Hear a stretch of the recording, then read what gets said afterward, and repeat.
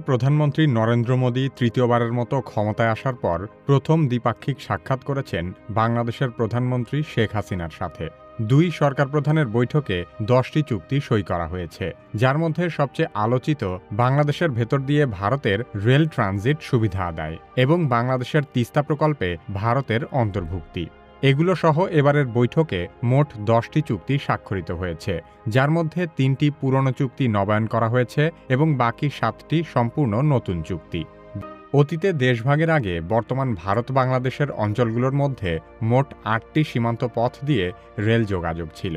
তবে 1965 সালের পর প্রায় সব পথই বন্ধ হয়ে যায়, যদিও 1971 সালের পর আবারও রেলপথে যুক্ত হতে শুরু করে প্রতিবেশী দুই দেশ। শেখ হাসিনা এবং নরেন্দ্র মোদীর সাম্প্রতিক বৈঠকের পর জানা যায়, আগামী মাস থেকেই ভারতের ট্রেন বাংলাদেশের ভূখণ্ড ব্যবহার করে পরীক্ষামূলকভাবে চলবে। বর্তমানে 5টি রুটে বাংলাদেশ ভারত ট্রেন চলাচল করে। এর মধ্যে 3টি যাত্রীবাহী ইন্টারচেঞ্জ এবং বাকি 2টি পণ্যবাহী। বর্তমান পদ্ধতিতে ভারতীয় ট্রেন সীমান্তে আসার পর বাংলাদেশি ইঞ্জিনে বাংলাদেশের ভেতরে প্রবেশ করে। বাংলাদেশি একজন চালক সেই ট্রেন চালিয়ে আনেন। ফেরার সময়ও একই রকম পদ্ধতি অনুসরণ করা হয়। কিন্তু পরীক্ষামূলক যাত্রার জন্য ভারতের সাম্প্রতিক প্রস্তাবে বলা হয়েছে, তারা বাংলাদেশের উপর দিয়ে দেশটির এক এলাকা থেকে অন্য এলাকায় ট্রেন নিয়ে যেতে চায়। ট্রানজিট চালুর পর ভারতের ট্রেন বাংলাদেশে চলার জন্য গেদে দর্শনা সীমান্ত থেকে হলদিবাড়ি চিলাহাটি রুটকে সংযুক্ত করা হবে। এই ট্রানজিট চালু হলে নিজ দেশের মধ্যে রেলপথের দূরত্ব অনেকখানি কমবে ভারতের। ট্রানজিট চালু করতে নতুন রেলপথ নির্মাণ করা হবে নাকি যেটি আছে সেটিকে সংস্কার করা হবে সে ব্যাপারে পরিষ্কার তথ্য জানা যায়নি। এর বাইরেও বাংলাদেশের রাজশাহী থেকে পশ্চিমবঙ্গের কলকাতা রুটে নতুন ট্রেন চালু করার বিষয়ে আরেকটি সমঝোতা স্মারক সই করা হয়েছে। বাংলাদেশ ও ভারতের মধ্যে তিস্তা নিয়ে বহু আগে থেকেই সংকট চলছে। এই সংকট সমাধানে বাংলাদেশের পক্ষ থেকে তিস্তা চুক্তির দাবি জানানো হলেও এতদিনেও তার কোনো অগ্রগতি হয়নি। এমন অবস্থায় তিস্তা নদী কেন্দ্রিক বন্যা প্রশমন, ভাঙন হ্রাস ও ভূমি উদ্ধারে একটি মহাপরিকল্পনা করে বাংলাদেশ, যেটি তিস্তা মহাপরিকল্পনা হিসেবে পরিচিত। এই পরিকল্পনার অংশ হিসেবে বাংলাদেশের উজানে একটি বহুমুখী ব্যারেজ নির্মাণেরও চিন্তা রয়েছে বাংলাদেশের। শেখ হাসিনার ভারত সফরে সবার আগ্রহের কেন্দ্রবিন্দু ছিল তিস্তা প্রকল্প। সাম্প্রতিক বৈঠকের পরে জানানো হয়, তিস্তা প্রকল্পে ভারত যুক্ত হবে। তবে এটি কি বাংলাদেশের প্রস্তাবিত মহাপরিকল্পনা নাকি ভারতের সাথে নতুন কোনো পরিকল্পনা গ্রহণ করা হবে সে বিষয়েও পরিষ্কার করে কিছু বলা হয়নি। তিস্তা নদীর সংরক্ষণ ও ব্যবস্থাপনার জন্য ভারতের পক্ষ থেকে একটি কারিগরি দল খুব শীঘ্রই বাংলাদেশ সফর করবে। 2011 সালে তিস্তা চুক্তি হওয়ার কথা থাকলেও আজ পর্যন্ত তা বাস্তবায়ন করা যায়নি। এরপর 14 বছর কেটে গেলেও এই সংকটের কোনো সমাধান হয়নি, বরং এখনও এই ইস্যুটি আলোচনার পর্যায়েই আটকে আছে। তবে বাংলাদেশের প্রধানমন্ত্রী সাম্প্রতিক এই বৈঠককে ফলপ্রসূ বলে দাবি করেছেন। এই বৈঠকের কারণে প্রধানমন্ত্রী শেখ হাসিনা একই মাসে দ্বিতীয়বারের মতো দিল্লি সফর করেছেন। এর আগে গত 9 জুন তিনি মোদির শপথ অনুষ্ঠানে যোগ দিয়েছিলেন। শেখ হাসিনা এক মাসে 2 বার ভারত সফরের বিষয়টিকে দুই দেশের ঘনিষ্ঠ সম্পর্কের প্রমাণ হিসেবে উল্লেখ করেন। পণ্যবাহী একটি যানবাহন থেকে পণ্য আরেকটি যানে স্থানান্তর করে পরবর্তী গন্তব্যে নিয়ে যাওয়া হলে তাকে ট্রান্সশিপমেন্ট বলা হয়। যেমন ভারতীয় পণ্যবাহী ট্রাক বাংলাদেশের বেনাপোল স্থলবন্দরে ঢুকে পণ্য খালাস করল। সেই পণ্য বাংলাদেশি ট্রাকে করে আবার ভারতের ত্রিপুরা রাজ্যের সীমান্ত ঘেঁষা আখাউড়া স্থলবন্দরে গিয়ে নামিয়ে দেওয়া হলো, যা আবার শেষ পর্যন্ত ভারতীয় ট্রাকে তুলে নিয়ে যাওয়া হয়। এই পুরো প্রক্রিয়াটিকে বলা হয় ট্রান্সশিপমেন্ট। বাংলাদেশের সাথে ভারতের ট্রান্সশিপমেন্ট চুক্তিও কার্যকর রয়েছে। অন্যদিকে বাংলাদেশও ভারতের স্থলবন্দর, বিমানবন্দর ও সমুদ্রবন্দর ব্যবহার করে নেপাল ও ভুটানে পণ্য রপ্তানির ট্রানজিট সুবিধা পাওয়ার অপেক্ষায় আছে।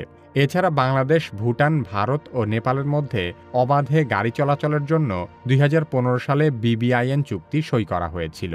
বিবিআইএন মোটরযান চুক্তি 2015 সালে সই করা হলেও এখনও পর্যন্ত তা কার্যকর হয়নি। সর্বশেষ 2022 সালের মার্চে নয়াদিল্লিতে এক বৈঠকে চুক্তি বাস্তবায়নের সংশ্লিষ্ট দেশগুলোর প্রতিনিধিরা সিদ্ধান্ত নিয়েছিলেন, কিন্তু সেই সিদ্ধান্ত অনুযায়ীও এখনও পর্যন্ত কোনো কাজ হচ্ছে না। বাংলাদেশ দীর্ঘদিন থেকে ভারতের ট্রানজিট সুবিধা নিয়ে নেপাল ও ভুটানে যাতায়াত করতে চায়। সড়কপথে নেপাল ও ভুটানে পণ্য রপ্তানি করতে বাংলাদেশের ভারতের সড়কপথ ব্যবহার করা দরকার। কিন্তু এখনও ট্রানজিটের সুযোগ না মেলায় বাংলাদেশের পণ্যবাহী ট্রাক সরাসরি নেপাল বা ভুটানে যেতে পারছে না। ভারত এখনও পর্যন্ত বাংলাদেশকে এই সুবিধা দিতে সম্মত হয়নি। নেপাল ও ভুটান যথাক্রমে ১৯৭৬ ও ১৯৮৪ সালে বাংলাদেশের সাথে ট্রানজিট চুক্তি সই করেছিল, কিন্তু নানা প্রতিবন্ধকতার কারণে এখনও পর্যন্ত তা বাস্তবায়ন করা যাচ্ছে না। বর্তমানে নেপাল ও ভুটানের ট্রাক বাংলাদেশের সীমান্ত থেকে ভারতীয় ভূখণ্ড ব্যবহার করে পণ্য পরিবহন করতে পারে, কিন্তু বাংলাদেশের ভেতর প্রবেশ করে মংলা বা চট্টগ্রাম বন্দর পর্যন্ত যাতায়াত করতে পারে না। এক্ষেত্রে বাংলাদেশি ট্রাকে পণ্য নিয়ে ভারতীয় সীমান্তে গিয়ে তা খালাস করা হয়। তারপর আবার ভারতীয়, নেপালি বা ভুটানি ট্রাক তা তুলে নিয়ে নির্দিষ্ট গন্তব্যে চলে যায়। এই ট্রান্সশিপমেন্ট ব্যবস্থা অনেকদিন থেকে চালু থাকলেও ভারত সরাসরি বাংলাদেশকে ট্রানজিট সুবিধা দিচ্ছে না।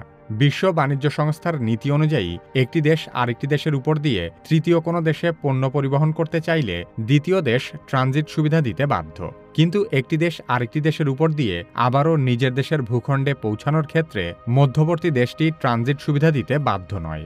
ভারত বাংলাদেশকে ট্রানজিট সুবিধা দিতে বাধ্য হওয়ার পরও বাংলাদেশ এই সুবিধা ভোগ করতে পারছে না। বাংলাদেশ থেকে প্রচুর রোগী ভারতে চিকিৎসার জন্য যায়। বাংলাদেশের রোগীদের চিকিৎসা সেবা আরও সহজ করতে ভারত বাংলাদেশের জন্য ই-মেডিকেল ভিসা চালু করার ঘোষণা দিয়েছে। সেই সাথে উত্তর পশ্চিমাঞ্চলের জনগণের সুবিধার্থে রংপুরে একটি নতুন সহকারী হাইকমিশন খোলার উদ্যোগ নেওয়া হয়েছে। ভারতকে দেয়া ট্রানজিট সুবিধার বিনিময়ে বাংলাদেশের প্রাপ্তির বিষয়টি সেভাবে দৃশ্যমান নয়। সে কারণেই একটি ধারণা বেশ জোরালো হচ্ছে যে প্রায় একতরফাভাবে ভারতকে সুবিধা দেওয়া হয়েছে। ২০২২ সালের সেপ্টেম্বরে প্রধানমন্ত্রী শেখ হাসিনার ভারত সফরের সময় দুই দেশের এক যৌথ বিবৃতিতে বলা হয়েছিল, ভারতের স্থলবন্দর, বিমানবন্দর ও সমুদ্রবন্দর ব্যবহার করে নেপাল ও ভুটানে পণ্য রপ্তানিতে বাংলাদেশকে বিনা মাশুলে ট্রানজিট দেওয়ার প্রস্তাব দিয়েছে ভারত। কিন্তু বাংলাদেশের ব্যবসায়ীরা জানিয়েছেন, এখনও পর্যন্ত নেপাল ভুটানে সেই ট্রানজিট সুবিধা পাওয়া যাচ্ছে না। ভারতের সাথে বিদ্যমান বড় বাণিজ্য ঘাটতি, তিস্তাসহ ৫৩টি অভিন্ন নদীর পানি বণ্টন বিষয়ে সুরাহা না হওয়া, সীমান্তে হত্যা শূন্যতে নামাতে না পারা সহ বিভিন্ন ক্ষেত্রে ভারতের সাথে সন্তোষজনক সমঝোতা না হওয়ায় বাংলাদেশে ভারতের ট্রানজিট সম্পর্কে নেতিবাচক দৃষ্টিভঙ্গি ক্রমেই বাড়ছে।